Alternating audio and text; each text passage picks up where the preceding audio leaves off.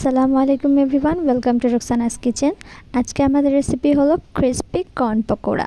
তো বাজারে গেলেই এখন চারিদিকে উকি দিচ্ছে ভুট্টা, সেই জন্য দুটো ভুট্টা কিনে এনে আজকে আমি তোমাদেরকে দেখাচ্ছি জাস্ট ক্রিসপি একটা কর্ন পকোড়া, যেটা তোমরা খুব ইজিলি বানাতে পারবে। তো এখানে আমাদের লাগবে দুটো ভুট্টা, মিডিয়াম সাইজের ভুট্টাগুলোকে অবশ্যই কচি হতে হবে, মানে বেশি শক্ত হলে হবে না, একটু নরম হতে হবে। তো এরকম দেখে আমি দুটো ভুট্টা নিয়ে নিয়েছি, আর মাঝখান থেকে কেটে ভুট্টার দানাগুলোকে ছুরি দিয়ে কেটে আলাদা করে নিচ্ছি। আমি আবারও বলছি, একদম পেকে যাওয়া খুব শক্ত হয়ে যাওয়া ভুট্টা নিলে হবে না, আমাদের একটু কচি ভুট্টা লাগবে, অ্যান্ড দুটো ভুট্টা হলেই আমাদের হয়ে যাবে।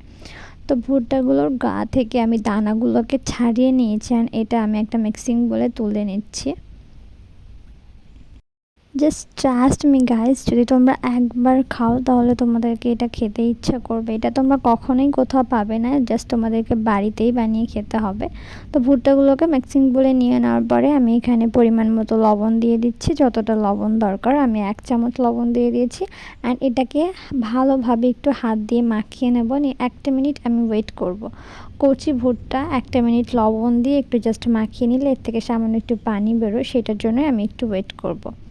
একটুখানি ওয়েট করতে হবে আমাদের। আর একটুখানি ওয়েট করার পরে আমি এখানে দিয়ে দেব পেঁয়াজ কুচি আর কাঁচা লঙ্কা কুচি। আমি 2টা কাঁচা লঙ্কা দিয়ে দিয়েছি, আর তারপর দিয়ে দিয়েছি 2টো মিডিয়াম সাইজের পেঁয়াজ, একদম কুচি কুচি মানে চপ করে কেটে আমি এখানে দিয়ে আবারও একবার ভালোভাবে সবগুলোকে একসাথে মিশিয়ে আমি 2 মিনিট কি 3 মিনিট এরকম রেখে দেবো, কেননা পেঁয়াজ থেকে একটু পানি বেরোবে, সেই জন্য আমি জাস্ট একটু ওয়েট করব। 2 থেকে 3 মিনিট অপেক্ষা করার পরে এখানে আমাদের মশলাগুলোকে দিয়ে দিতে হবে সামান্য একটু হলুদের গুঁড়ো, সামান্য একটু কাশ্মীরি লঙ্কার গুঁড়ো বা লঙ্কার গুঁড়ো, যেটাই তোমরা দিতে পারো।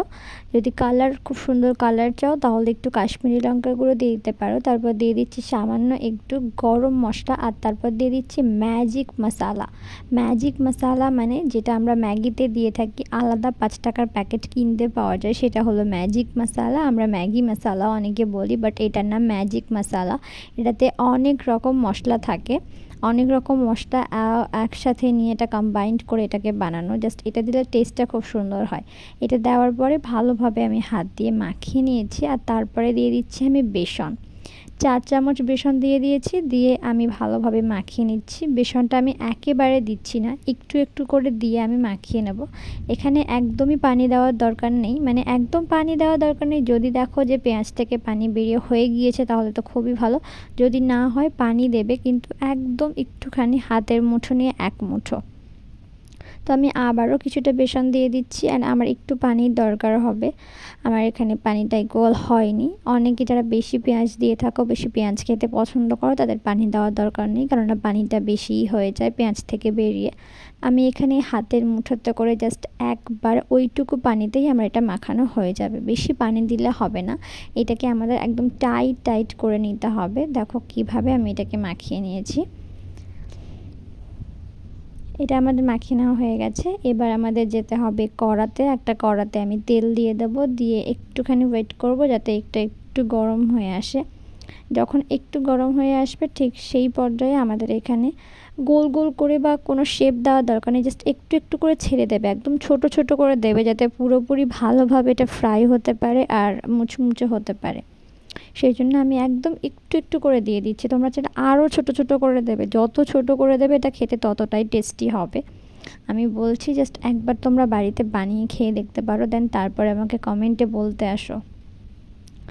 তো এই রেসিপিটা তোমরা বাড়িতে একবার হলেও ট্রাই করবে, কেননা এটা খেতে খুবই সুন্দর হয়। অ্যান্ড আমি এটা কালকেই করেছি, বাড়ির সবাইকে দিয়েছি, সবাই তো খুবই ভালো বলেছে। যদি এই রেসিপিটা বানিয়ে সবাইকে খাওয়াতে পারো, হ্যাঁ ভুট্টা হয়তো বুঝতে পারবে, বাট ভুট্টা দিয়ে যে এত কিছু বানানো যায় সেটা কেই বা জানে, শুধু একমাত্র তুমি জানো আর আমি জানি।